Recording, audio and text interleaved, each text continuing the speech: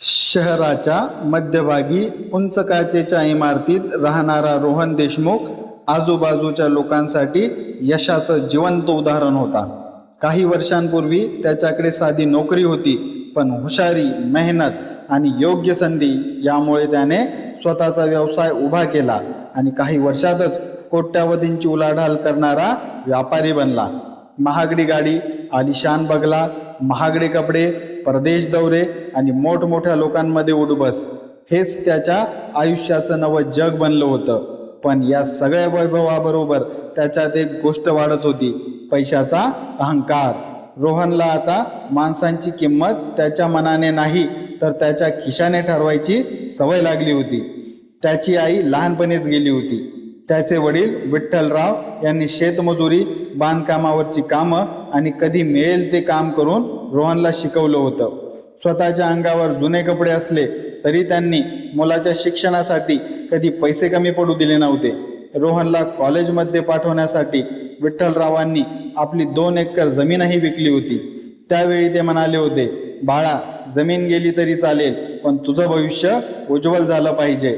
रोहनने तेव्हा वडिलांच्या पायावर डोकं ठेवलं होतं.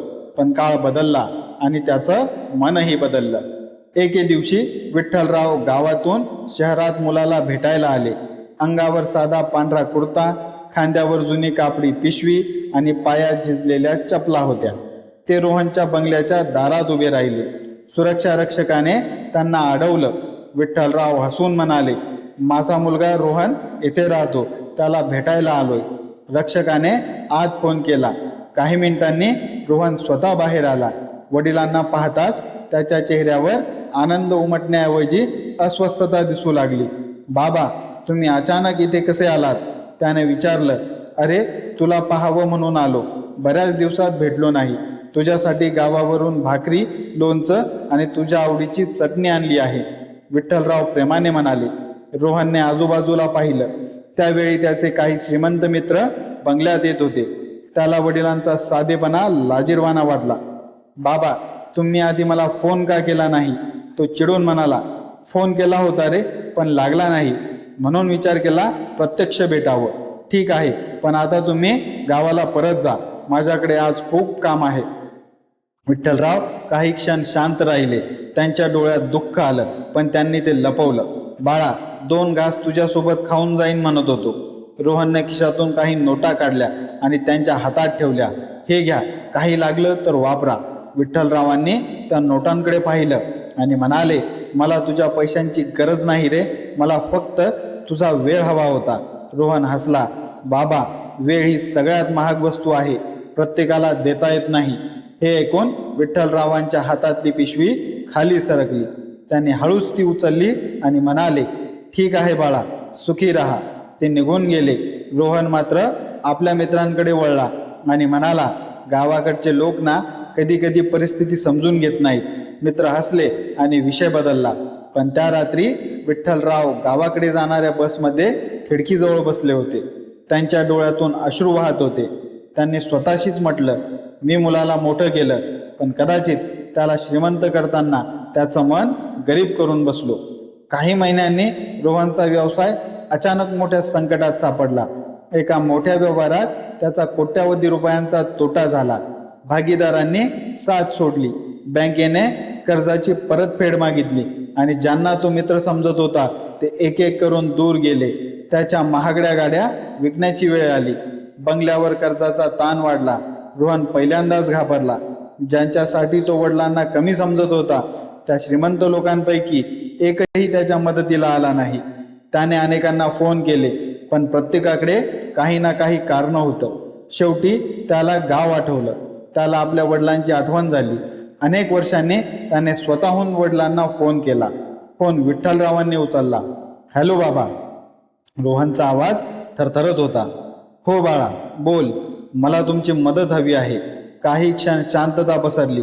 रोहनला वाटलं आता बाबा त्याला त्याच्या जुन्या वागण्याची आठवण करून देतील. पण विठ्ठलराव फक्त एवढेच म्हणाले, तू माझा मुलगा आहेस, तुला मदत करायला कारणाची गरज नाही. उद्या सकाळी घरी ये. रोहनच्या डोळ्यात पाणी आलं, पण त्याला अजूनही माहीत नव्हतं की गावात त्याच्यासाठी काय वाट पाहत होतं. दुसऱ्या दिवशी सकाळी रोहन गावात पोहोचला. अनेक वर्षांनी तो त्या घरासमोर उभा होता जिथे त्याने बालपण घालवलं होतं. घर जुनंच होतं, भिंतींवर मातीचा रंग होता आणि अंगणात एक जुना पिंपळाचा वृक्ष उभा होता. विठ्ठलराव दारात बसून जुन्या चपला शिवत होते. मुलाला पाहताच त्यांनी काम बाजूला ठेवलं आणि उठून त्याला जवळ घेतलं.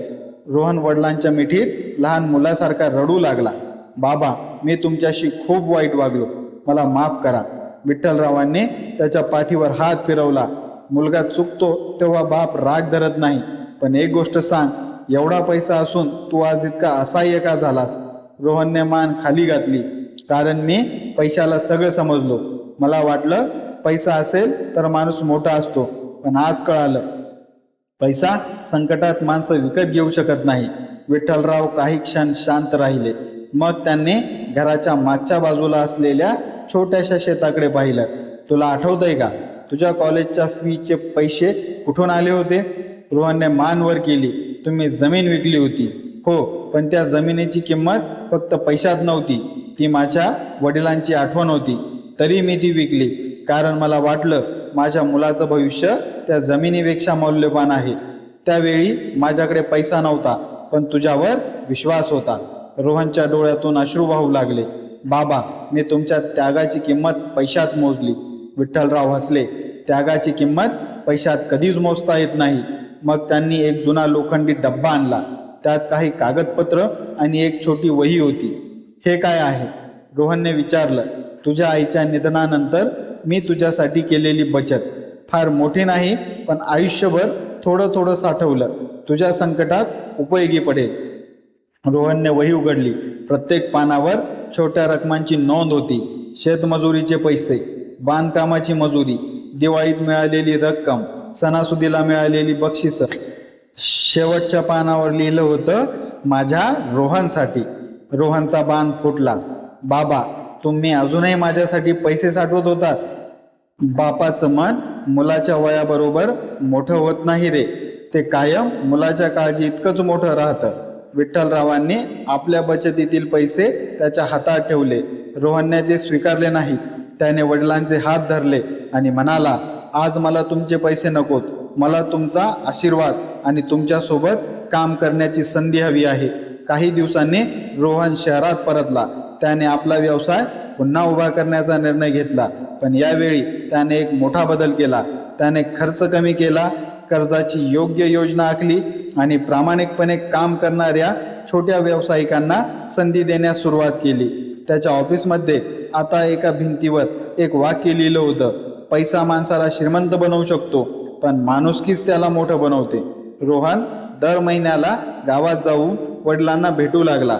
त्याने त्यांच्या जुन्या घराची दुरुस्ती केली, पण विठ्ठलरावांना त्या घरातून हलवलं नाही. एकदा रोहनने विचारलं, बाबा, तुम्हाला शहरात मोठ्या बंगल्यात राहायला आवडेल का? विठ्ठलराव हसून म्हणाले, मला मोठं घर नको, तू मोठ्या मनाचा झालास एवढंच पुरेसं आहे. काही वर्षांनी रोहनचा व्यवसाय पुन्हा यशस्वी झाला. यावेळी मात्र त्याच्या गाड्या महाग असल्या तरी त्याचा स्वभाव साधा झाला होता. त्याने गावातील गरीब मुलांसाठी शिष्यवृत्ती सुरू केली, कारण त्याला स्वतःच्या वडिलांनी केलेला त्याग आठवत होता. एका कार्यक्रमात त्याला विचारण्यात आलं, तुमच्या यशाचं खरं रहस्य काय? रोहनने मंचावरून खाली बसलेल्या विठ्ठलरावांकडे पाहिलं आणि म्हणाला, माझ्या आयुष्यात मी अनेक श्रीमंत माणसं पाहिली, पण माझ्या वडिलांसारखा श्रीमंत माणूस एकही पाहिला नाही. त्यांच्या खिशात पैसा नव्हता, पण त्यांच्या हृदयात प्रेम, त्याग आणि आशीर्वादाचा अमाप खजिना होता. मी पैशाच्या अहंकारात माझ्या वडिलांना गरीब समजलो, पण खरं तर गरीब मीच होतो, कारण माझ्याकडे पैसा होता पण माणुसकी नव्हती. सभागृहात टाळ्यांचा कडकडाट झाला.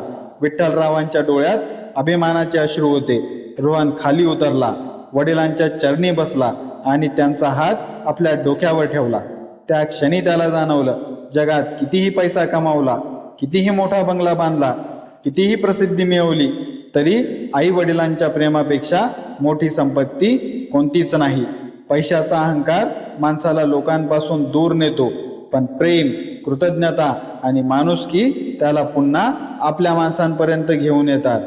कथेचा बोध, पैसा कमावणे चुकीचे नाही, पण पण पैशामुळे आपल्या माणसांची किंमत कमी समजणे हीच खरी गरिबी. मित्र आणि मैत्रिणींनो, ही कथा तुम्हाला आवडली असेल तर लाईक करा, शेअर करा, कॉमेंट करून तुमचं मत नक्की सांगा आणि आमच्या चॅनलला सबस्क्राईब करा. कथा पूर्ण ऐकल्याबद्दल तुम्हा सर्वांचे मनपूर्वक धन्यवाद. जर या चॅनलवरती आपण नवीन आला असाल तर बेल नोटिफिकेशन नक्की सुरू करा. त्यामुळे येणारा प्रत्येक नवीन व्हिडिओ सर्वात पहिले तुम्हाला ऐकायला आणि वाचायला मिळेल. भेटूया पुन्हा एकदा अशाच एका नवीन कथेसोबत. धन्यवाद.